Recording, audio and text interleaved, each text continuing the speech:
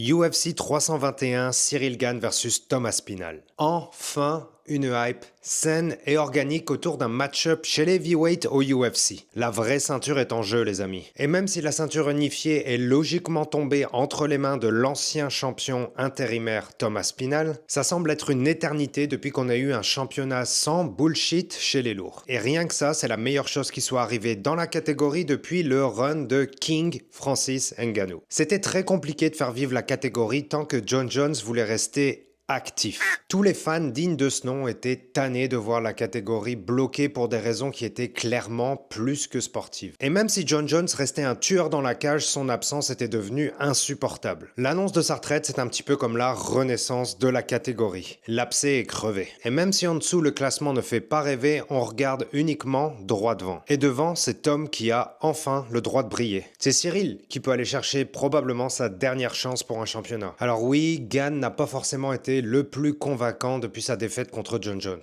Une victoire certes sans fioriture face à Spivak, mais un combattant quand même moyen. C'est surtout le côté plus que contestable de la victoire contre Volkov qui a été aussi retenu, même si on tient compte de sa blessure. Tom, lui, c'est tout le contraire. Des finishes expéditifs à la chaîne et 3 minutes 30 passées dans la cage pour ses 3 derniers combats. Et justement, c'est là où la plupart des questions se posent. Oui, Tom est clairement pété de talent. Ses mouvements, son footwork, son timing à la lutte sont incroyables, épatants pour un heavyweight. C'est indéniable. Mais si l'on compile les 18 combats de sa carrière pro, le gaillard a passé en moyenne 1 minute 30 dans la cage par combat. Alors plonger dans une analyse profonde des capacités à combattre sur plusieurs rounds pour l'anglais, c'est un peu de la fabulation. Que vaut Aspinall sur 2-3 rounds ou plus? Préparer un fight, c'est travailler une cardio d'enfer, on s'entend bien. Mais qu'en serait-il dans un environnement compétitif? Cyril, lui, a déjà démontré qu'il tenait bien la route sur 5 rounds, notamment face à Francis Ngannou. Le Français a fait certes des erreurs, mais a affiché une cardio digne d'un champion. Ça peut être dans les détails que l'opération se jouera. Cyril reste au-dessus d'Aspinall sur l'aspect unidimensionnel du pied-point. Mais Tom est quand même plus complet en MMA sur papier. Pour Cyril, on l'a vu dans plusieurs de ses combats, y compris sur 5 rounds. Au milieu du mat, en stand-up, Cyril dicte le ton et fait parler le striking. Ça score et ça garde son adversaire à distance. Et Aspinall s'est déjà pris des punchs en avançant dans les premières secondes. Honnêtement, j'espère juste que le combat dure plus d'un round. Et après sa déroute face à John Jones, je pense que Cyril y travaillera. Et vous, qui voyez-vous l'emporter?